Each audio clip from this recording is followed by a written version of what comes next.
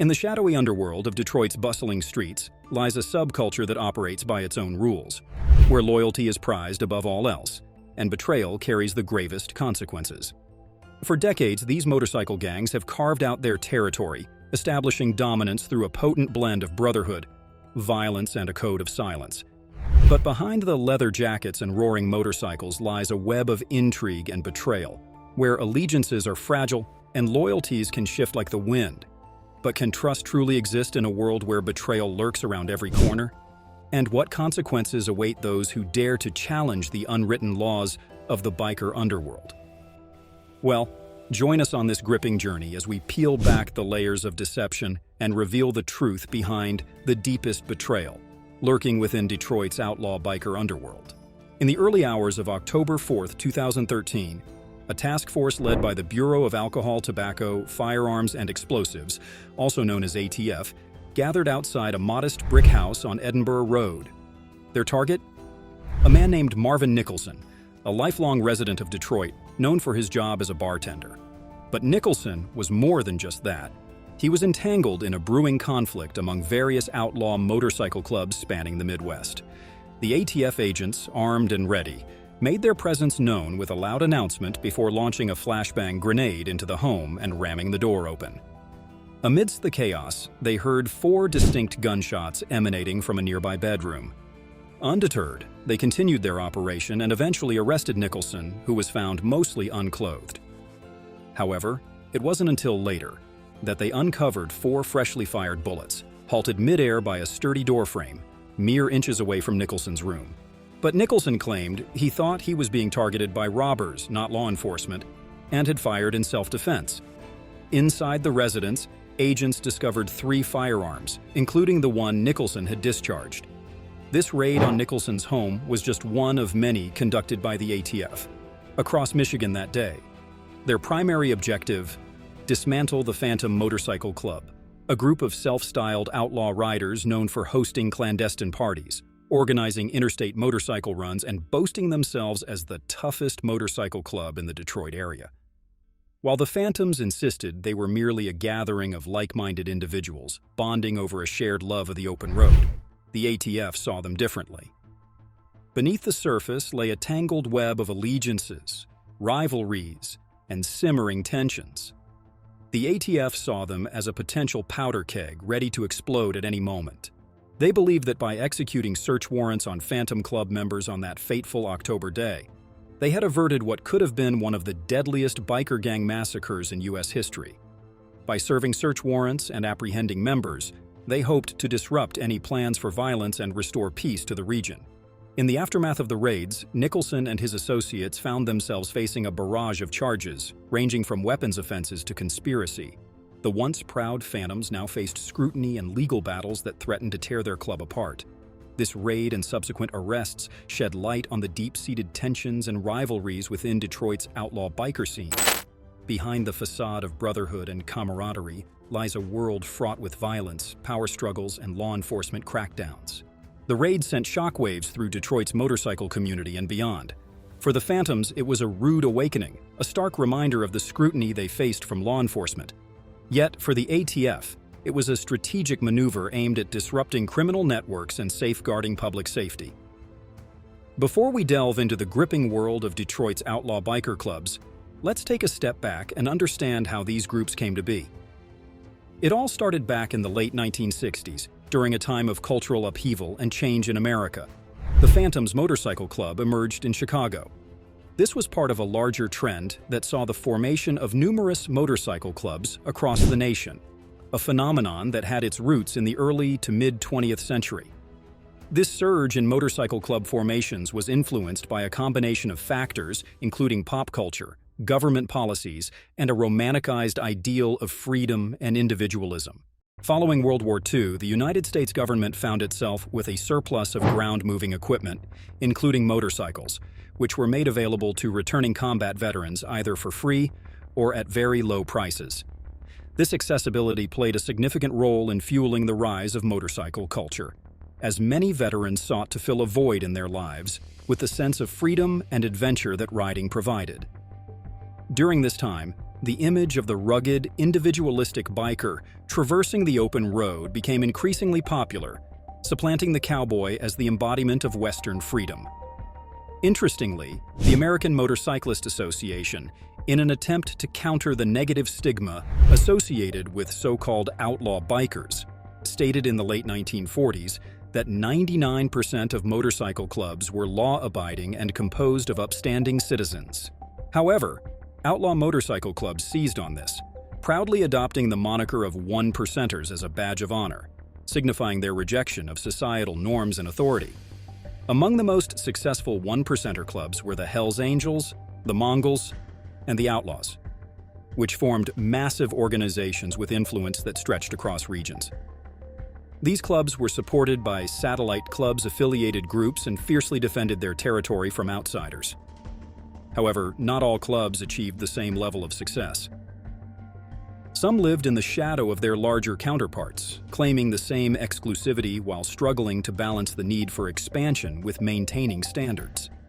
This delicate balance often led to conflicts and rivalries within the biker community. Now let's turn our attention to the city of Detroit in the 2010s. Here, outlaw motorcycle clubs like the Phantoms, Hell Lovers, Satan's Sidekicks, and the Sin City Disciples operated, each vying for dominance in a relatively small community. These groups maintained a fragile peace with each other while engaging in violent rivalries, seeking to coexist within the confines of the city. Each club had its own unique identity and ethos, attracting members who were drawn to the allure of brotherhood, rebellion, and a sense of belonging. But beneath the surface, camaraderie lay a world fraught with danger, where loyalty could quickly turn to betrayal, and alliances were constantly shifting. Now, in the shadows of Detroit's bustling streets, the Phantoms Motorcycle Club stood out with its unique approach. With an estimated 400 to 500 members nationwide, the Detroit chapter boasted a sizable presence, numbering between 50 to 70 members. However, not all chapters share the same fortune. Take, for instance, their clubhouse in Pontiac struggled with only 4 members during this time. This disparity meant that titles like president and vice president often held little significance, reflecting the club's decentralized structure. What set the Phantoms apart from typical outlaw clubs was their inclusive practices. Unlike others, they didn't insist on American-made motorcyclists like Harley-Davidsons. Instead, Japanese models, commonly known as crotch rockets, were also welcome. This openness extended beyond their choice of bikes. The Phantoms prided themselves on their diverse membership, breaking away from the predominantly white image of traditional outlaw clubs. Like many outlaw motorcycle clubs, the Phantoms considered non-members as civilians, viewing them as lesser beings. Women associated with Phantoms, whether through dating or marriage, were treated as property, a grim reflection of the club's patriarchal values. While the Phantoms attracted a diverse range of members, they shared a common bond: unwavering loyalty to the club. The club counted among its ranks individuals involved in illegal activities such as drug dealing, weapons stockpiling, scams, and theft. They were actually a minority. Most members held down blue-collar jobs as landscapers, window installers, plumbers, bartenders, and construction workers. For them, being a Phantom wasn't just a hobby, it was a way of life. This dedication was evident in their creed, which prioritized loyalty above all else. Despite their everyday professions, these were not mere weekend warriors. Loyalty to the club was paramount, and when the chips were down, the club came first. Central to the identity of any motorcycle club is its patch, a symbol of pride and loyalty. For the Phantoms, their patch depicted scythe-wielding phantoms and a tombstone, honoring fallen members. Known colloquially as rags, these vests were treated with the utmost reverence akin to one's own skin. Theft of rags from rival clubs was met with severe consequences. When a Phantom's rag was stolen by his own girlfriend, the national president issued a stark ultimatum: retrieve the rag or risk hospitalization trying. This incident underscored the seriousness with which the Phantoms regarded their club identity. The Phantoms clubhouse held a grim feature known as the Dead Wall. Here, stolen rags from rival clubs were hung upside down, signifying the ultimate disrespect. It was a stark reminder of the club's fierce territorial nature and the lengths they would go to protect their honor. In the world of the Phantoms, loyalty was more than just a word, it was a way of life. Despite their diverse backgrounds and occupations, they were bound by a common creed and a shared sense of brotherhood. But beneath the surface of camaraderie lay a world of intrigue, power struggles, and betrayals, where even the closest bonds could be shattered in an instant. Still, Phantoms carved out a distinct identity. Their acceptance of diversity, coupled with their unwavering loyalty and unique customs, set them apart from their counterparts. Yet beneath the surface lay a complex web of allegiances, rivalries, and a code of conduct that brooked no compromise. Now, when it came to conflicts with other biker clubs in the area, the Phantoms had a significant advantage. They were tied in with one of the most powerful and populous gangs in the Midwest, the Vice Lords. In fact, the Phantoms' national leader was a man named Antonio Johnson, also known as Mr. Tony or Big Bro. He held the prestigious rank of 3-star general in the Vice Lords, the highest rank in the entire state of Michigan. Mr. Tony was a charismatic and outgoing figure whose underground connections were well known throughout Detroit. This association proved invaluable for the Phantoms during 2013, a year plagued by violent conflicts. Alongside Mr. Tony were other colorful characters, including his right-hand man, Marvin Nicholson, known as Chosen One, and Stephen Shoeboots Caldwell, a respected member with ties to the Vice Lords. Carl Fats Miller, the Detroit chapter president in 2013, also played a pivotal role in the club. Miller was renowned for his expertise in motorcycle theft, boasting that he could steal a bike in under a minute. Alongside fellow Phantom Maurice Mo Williams, Miller possessed Harley-Davidson master keys, enabling them to steal hundreds of bikes effortlessly. When the master key wasn't available, Miller resorted to simply rolling the motorcycles into vans or trailers and making off with them. He even stole a bike from his own neighbor, a member of the Vigilante Motorcycle Club who naively boasted about leaving his bike in the driveway without concern due to the vigilante's reputation. However, Miller's luck ran out in May 2013 when he and fellow Phantom Brian P.C. Sorrell were arrested in Macomb County, Michigan, for using a van to steal a motorcycle. To make matters worse, a gun was found in PC's van, leading to Miller being charged with possession of the firearm.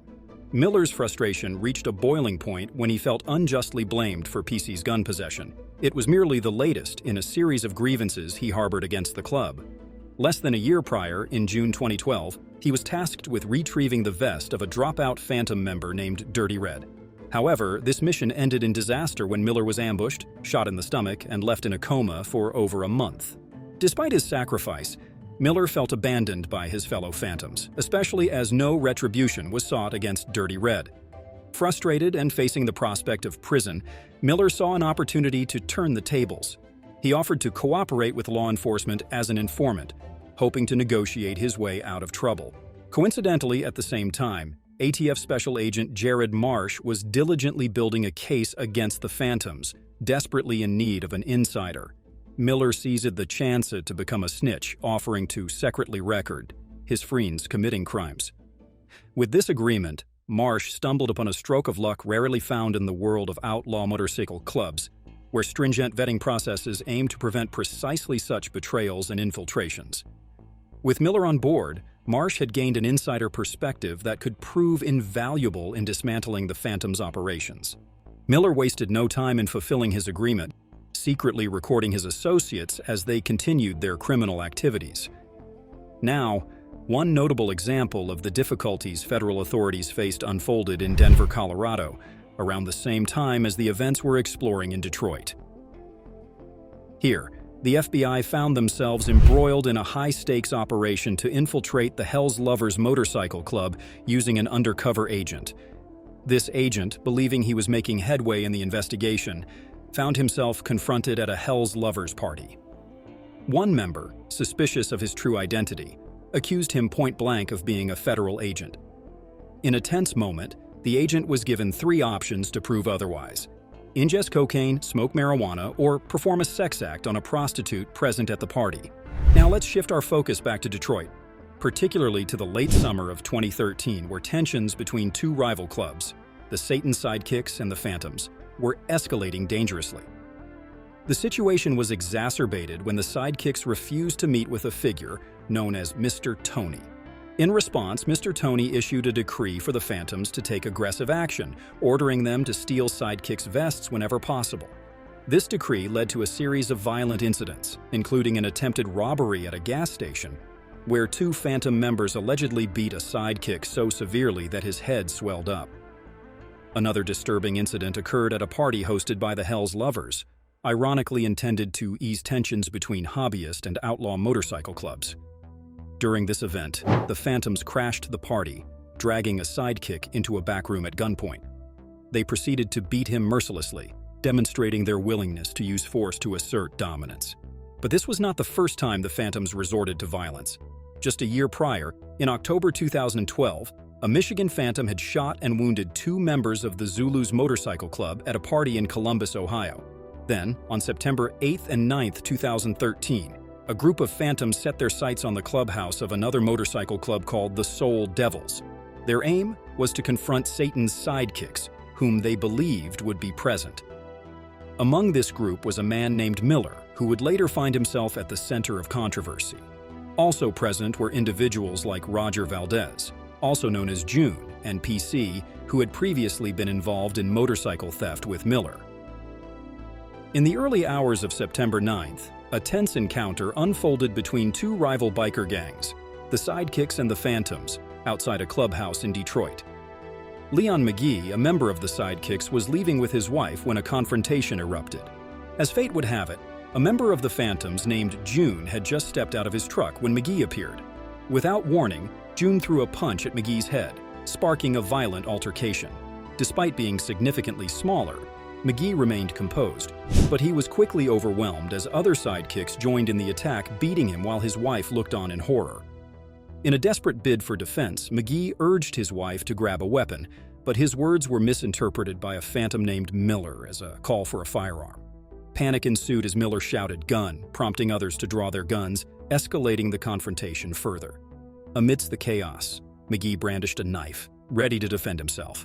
In the ensuing fight, a Phantom known as PC was stabbed in the stomach while McGee was shot multiple times, sustaining wounds to his face and forearm. Despite his injuries, McGee managed to retreat to his truck, where his wife hastily drove him to the nearest trauma center. Meanwhile, the Phantoms regrouped to tend to their wounded comrade, PC, and hastily made their way to the same hospital where McGee was being treated. Remarkably, both McGee and PC managed to survive their injuries, though McGee's wounds were deemed serious. While McGee ultimately survived his injuries, tensions between the rival gangs reached a boiling point, with blame being cast on Miller for the violent escalation. In the aftermath of the altercation, questions lingered about the true motives behind the confrontation and the extent of Miller's involvement. Miller faced scrutiny not only from his club but also from federal authorities. Before being reprimanded by his club, Miller had to answer to the ATF. They accused him of allowing the situation to spiral out of control, endangering lives in the process. In a recounting of events, June recalled a tense Phantoms meeting where tension hung thick in the air. Mr. Tony, a figure of authority within the group, was seething with anger directed at a man named Miller. The reason? A plan had gone terribly wrong, and Miller found himself in the firing line.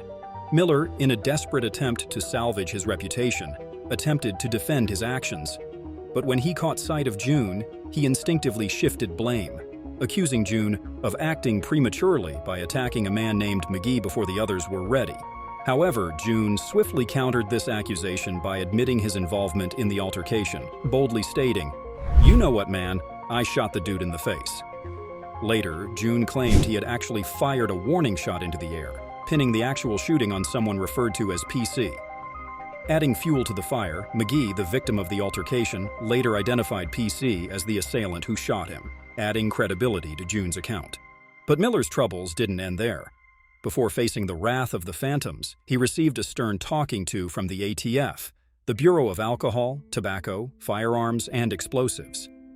The ATF laid the blame squarely on Miller's shoulders, accusing him of letting the situation spiral out of control and putting lives at risk. As a result, they took drastic measures, and Miller was fitted with a GPS tracking device by federal authorities, who instructed him to inform the Phantoms that he was required to wear it by court order due to his involvement in a motorcycle theft prosecution. This device was to serve as an excuse to avoid future criminal activities, particularly any attempts to rob sidekicks for their vests. The aftermath of these events left a trail of violence and suspicion in its wake. Miller, once a trusted member of the Phantoms, now found himself ostracized and blamed for the chaos that had unfolded. Meanwhile, tensions between rival clubs continued to simmer, with the potential for further violence always lurking beneath the surface. As we reflect on these events, we're left with lingering questions about the nature of loyalty, betrayal, and the complex dynamics that drive individuals to engage in such dangerous activities. What drives these individuals to risk life and limb for the sake of club allegiance? And how far are they willing to go to protect their interests, even at the cost of innocent lives? In the world of outlaw biker clubs, the line between friend and foe is often blurred, and the consequences of betrayal can be devastating. Yet, amidst the chaos and violence, a stark truth remains. Behind the leather jackets and roaring engines lies a world of darkness and deception where the deepest betrayals often come from those we least expect. Fast forward a little less than 3 weeks later, tragedy struck the tight-knit community of Detroit's Phantom Motorcycle Club. Two of their beloved members, Stephen Shoeboots Caldwell and Andre He-Man Swift, were riding their motorcycles through the streets of Detroit when tragedy struck. A Chevy Tahoe pulled up beside them, and without warning, at least one, perhaps two, shooters opened fire from behind. Swift was fortunate to survive with injuries, but the bullet that struck Caldwell proved fatal. It pierced through his back, tearing into his abdomen and fatally injuring him. The loss of Caldwell was a devastating blow to the Phantoms, leaving them mourning the loss of one of their most cherished members.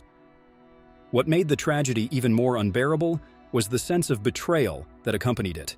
The killers had snuck up on them and shot them in the back. Among those deeply affected was Mr. Tony, a lifelong friend of Caldwell, who considered him a younger brother. In the aftermath of the shooting, Tony confided in Carl Miller, expressing his overwhelming grief.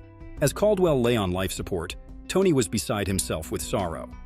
Tragically, Caldwell succumbed to his injuries, further deepening Tony's anguish. In another conversation with Miller, Mr. Tony, usually stoic and composed, revealed a rare moment of vulnerability. Through his tears, he expressed his anguish, acknowledging the depth of their loss. In that moment of raw emotion, Mr. Tony bared his soul, revealing the pain that lingered beneath the surface. Tony tearfully lamented to Miller, acknowledging the pain they felt. "We bleed too." Miller, in an attempt to console his friend, reassured Tony of his unwavering support and love. Despite the gravity of the situation, Miller affirmed their bond, declaring, no matter what, I do love you, bro." Tony reciprocated the sentiment, acknowledging Miller's support during this difficult time. However, unbeknownst to Mr. Tony, every word he uttered was being recorded. Miller, equipped with a device provided by the ATF, captured the conversation in its entirety. In his grief-stricken state, Tony continued to speak candidly, expressing his desire for revenge against those responsible for Caldwell's death. He vowed to avenge Shoeboots' killing, declaring, "I need 10 of them, bro, and it still won't be enough for me." However, Tony's words were not merely idle threats. In the days that followed, he, along with other Phantom members, began laying the groundwork for a retaliatory attack. Through his connections with the Vice Lords and his own investigation, Tony identified the Hell Lovers as the perpetrators and not the suspected Satan sidekicks. Rather than striking back immediately, the Phantoms bided their time, waiting for the opportune moment to unleash their wrath. They knew that striking before Caldwell's funeral would make them vulnerable to retaliation. But that period of waiting only fueled their determination, giving rise to a chilling plan of attack. The Phantoms devised a two-pronged strategy. First, to launch ambush-style attacks on 2 to 3 Hell Lovers, then to arm themselves and lie in wait at Caldwell's funeral. Their goal was simple yet terrifying: to inflict maximum casualties and send a chilling message to their rivals. The plan didn't stop there. Discussions even turned to the possibility of crossing state lines to Tennessee, targeting Hell Lovers across the country. As the Phantoms plotted their deadly scheme, Miller remained vigilant. Despite restrictions imposed by his ankle monitor, Miller gathered crucial evidence, recording conversations where members discussed stockpiling weapons and identifying specific addresses of Hell Lovers members to target. He also uncovered plans to utilize a stolen van for potential attacks. Armed with this damning evidence, law enforcement authorities took action. On October 4, 2013, raids were conducted across Michigan, resulting in the arrest of numerous Phantom members, including Mr. Tony, Chosen One, PC, and others. In total, 14 members faced charges ranging from racketeering to weapons violations and alleged involvement in the murder conspiracy. As the legal proceedings unfolded, some Phantom members opted to cooperate with authorities, striking plea deals in exchange for testimony. Miller, alongside Mo Williams, June, and Vicente Ghost Phillips, stood as key witnesses during the trial. Together, they provided crucial insight into the inner workings of the Phantom Motorcycle Club, detailing the orchestrated plot for revenge against the Hell Lovers. In the ensuing trial, Mr. Tony, along with several other Phantom members, including Mr. Tony, Chosen One, PC, and others, faced justice for their crimes. Charged with murder conspiracy, they stood trial, their fate hanging in the balance. As the evidence unfolded, the chilling reality of their actions came to light, exposing the depths of their betrayal and the consequences they would face. While some, like Matthew Arsenal Chamet, were accused of weapons violations, others were implicated in the planning and execution of Shoe Boots' murder. The trial served as a stark reminder of the consequences of loyalty and betrayal within the outlaw biker community. It exposed the lengths individuals would go to seek vengeance, the risks of escalating violence, and the relentless pursuit of justice by law enforcement agencies. In the end, the trial concluded, and verdicts were delivered, bringing a sense of closure to a chapter marred by tragedy and betrayal. Yet, the scars left behind serve as a testament to the enduring impact of the deepest betrayals. The group faced trial in 2015, with Miller, the key figure, spending over a week on the stand, playing secret recordings that he had gathered over time for the judge and jury. These recordings played a significant role in the trial, as they captured conversations among the members of the group. Interestingly, Miller, while presenting his recordings in court, sat only a few feet away from the very men he had once professed to love. This created a tense atmosphere, with emotions running high as loved ones confronted the harsh reality of the situation. To the defense attorneys, the case appeared to be manufactured, orchestrated by Miller to incriminate the group. They argued that Miller had manipulated grieving individuals into making statements that may not have truly reflected their intentions. Furthermore, they suggested that the events leading up to the trial had been set in motion to provide the authorities with a pretext for prosecuting the group. Defense attorney Michael Raddick likened the alleged plot to rob rivals of their vests to mere roughhousing between clubs, akin to fans brawling at a sports game and later reconciling. Raddick adamantly asserted that even if the accused were found guilty of the crimes, they couldn't be convicted of racketeering. His reason: the government failed to prove that the Phantoms constituted a criminal organization. Using vivid analogies, Raddick drove home his point. He painted a picture of the alleged wrongdoing as merely a minor skirmish, unworthy of the racketeering charges levied against his clients. Drawing parallels to baseball, he argued that while 4 out of 5 successful hits might signify a stellar performance for a player like Miguel Cabrera, it falls short in terms of the government's pursuit of convictions against his defendants. However, the prosecution presented a damning piece of evidence: a notebook discovered during the investigation. This notebook contained a set of rules for the Phantoms Motorcycle Club, leaving no doubt as to their outlaw status. The rules unequivocally stated that the Phantoms were an outlaw motorcycle club and would remain so at all times. When the trial concluded, the jury leaned heavily against the Phantoms, resulting in convictions for most of the defendants. The only defendant to escape conviction was Charles Davis, who ironically had a prior homicide conviction. Davis had allegedly made incriminating statements while under the influence of medication at a funeral, but his offer to supply the Phantoms with firearms had not materialized. The rest of the defendants were found guilty, and it fell upon U.S. District Judge Paul Borman to pronounce their sentences. Typically, in such cases, defendants are encouraged to express remorse, as it can influence judges towards leniency, especially when no fatalities are involved. However, the Phantoms largely refused to show remorse, maintaining their stance that the case was manufactured. This lack of contrition likely contributed to harsher sentences being handed down.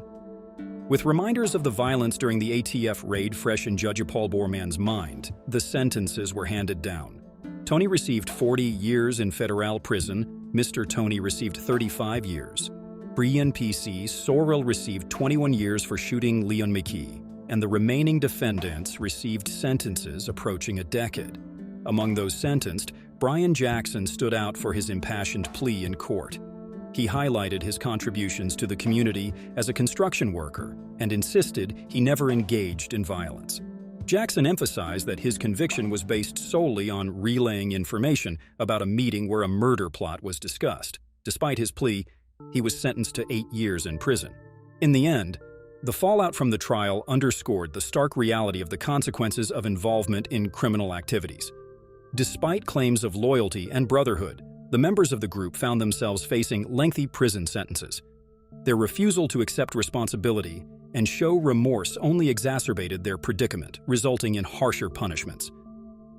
The case of the Detroit Outlaw biker clubs serves as a cautionary tale, highlighting the thin line between camaraderie and criminality. The legacy of the Phantoms, once feared and respected, now tainted by scandal and incarceration, serves as a stark reminder of the fragility of power and the dangers of hubris. In the end, the deepest betrayal may not have come from external forces but from within, as brother turned against brother in a desperate bid for survival. As the dust settles on this chapter of Detroit's underworld, it serves as a sobering reminder of the consequences of straying from the path of law and order.